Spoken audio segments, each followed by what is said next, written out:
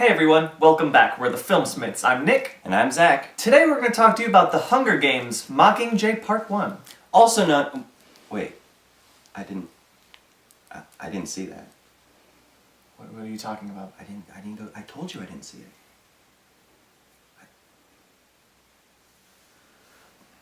I have to go.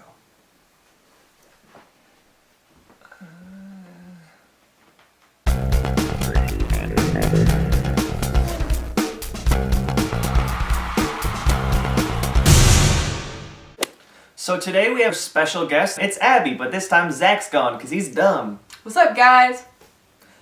So, Abby, you have read the Hunger Games books. I have? That means you know them better than I do. I do? Why don't you tell the lovely people at home a little about the story in Mockingjay Part 1? Alright, well, for those of you who have read the book, you kind of know what you're getting into. But for those of you who haven't, in essence, Catching Fire ends Mockingjay Part 1 picks right back up almost immediately after Katniss wakes up. She's in District 13, which no one knew still existed, but they've been underground the whole time, because that's where they had to go. Like moles. Unfortunately, District 12 was destroyed, like Gale alluded to in Catching Fire. In essence, it's now Katniss and District 13 against the Capitol. It becomes this game of political cat and mouse, which, if you've read the books, you know how that goes down. But Katniss's main priority, because if you'll recall, Peeta was captured from the Quarter Quell and taken to the Capitol and held hostage along with Joanna and Annie. And now Katniss is doing everything she can to maintain her sanity and get Peeta back and try not to make Gale too upset. So first things first, of course, this is a Part 1, which means its biggest job is just to get you excited for Part 2 to come out next year. That being said, I haven't read the book, but I don't think it needed to be 2 movies. I thought Mockingjay Part 1 got a lot of pretty boring times in the beginning. I felt it dragged on for a while. I don't know what all has to be in the second movie, but I feel like there must have been some way they could have put it into 1.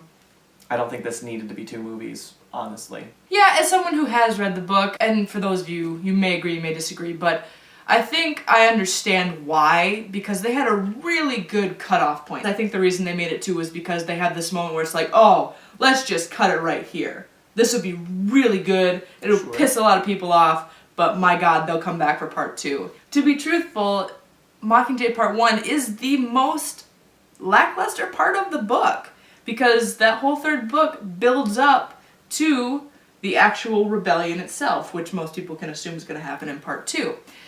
But I think, for what they had to work with and what happens at this part in the story, because this is the slowest part in the entire Hunger Games trilogy. And it was pretty slow at times. It really is. I mean, you had the 2 Hunger Games before where they were actually in the games, and now there's nothing. They don't go back into the arena again. And that's a hard place to be, to try and make it exciting enough in 1 full movie and still make you want to come back to see the Part 2. So I appreciated it, but I do think that they took on a challenge that might have been a bit too much. And that's not to say it's bad by any means. It doesn't work as a standalone film, but I still thought it was pretty good. Yeah. The action sequences, when they do happen, are pretty great. As she said, it's a big political propaganda bit. You know, they have Katniss be their symbol, and they record these little videos that they broadcast to the rest of the districts to get people riled up to really fight against the Capitol. And then the Capitol does their own videos, and then they blow up hospitals, which then gets Katniss more riled up. It's a really cool concept to bring in to the franchise, when to me it was just a bunch of kids killing each other, but now it's more of a thinking war instead of straight up shooting each other, which I thought was a great way to go. The performances, you know, you've seen the first 2 at this point. They're all pretty good. Jennifer Lawrence, you know, we know her pretty well at this point. I don't think she's bringing anything really over the top with Katniss this time. It's a bit more toned down because she's real upset about Peeta and everything. We've got Philip Seymour Hoffman back. I miss him, but he's great in this. He brings a lot of pretty subtle comedy to this to lighten things up, which is great. Julianne Moore is in this. She's always real good. And then, you know, the whole old cast. My favorite person in the franchise, Woody Harrelson. Oh yeah. I think Haymitch is the best character in the franchise, but whatever. How about that tone, though? The tone in this film, for a lot of it, is much darker than the first two were. When Katniss goes to visit the destroyed District 12, and you just see charred bodies and skeletons everywhere. That was not a thing I expected to happen even a little bit in this film at all, and it took me back, and I had to completely rethink everything I knew about this franchise. I then all of a sudden knew nothing of what was going to happen before me, which I think it was successful. It worked out really well for me. This is hard to say because I don't have that shock factor, because I knew that was coming. I didn't know how they'd portray it. I wasn't expecting them to do it the way they did. So there's a little something there, but I think they did, for what they had to work with, they made it really dark and really intense, and a really good partner for the second part. Sure. Mockingjay Part 1 doesn't work on its own, whereas a Star Wars Episode 4, you can watch it on its own and it's fine, you don't need to watch the rest of the trilogy. In the future, when you think about watching Mockingjay Part 1, you're going to have to immediately follow it up with Part 2, because this one just doesn't satisfy you enough as its own film, which is a problem and also isn't a problem, because the whole point is you're going to watch both of them. Just like with Harry Potter and the Deathly Hallows, you're going to watch both of them at the same time because you just kind of you have to. I'm not going to fault it too much for that because I know what they're trying to do. I still enjoyed it a lot. I don't think I liked it as much as I liked Catching Fire.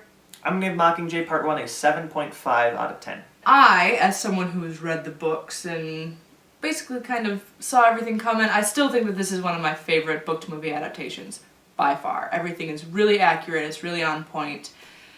However, I don't necessarily agree with it being made into 2 parts either. So I am also going to give it a 7.5. So if you've seen Hunger Games, Mockingjay, Part 1... What a mouthful. What a mouthful. Comment below and let us know what you thought. If you agree and or disagree. Yikes. If you want to get in touch with this guy and his partner, who I have replaced for the day. But don't talk to him because he's dumb. No, their Twitter handles will be in the description bar below. Get at them, give them movie reviews, and be sure to subscribe. And I'm talking to you as a subscriber. I'm subscribed to the Filmsmiths, so what does that say about you?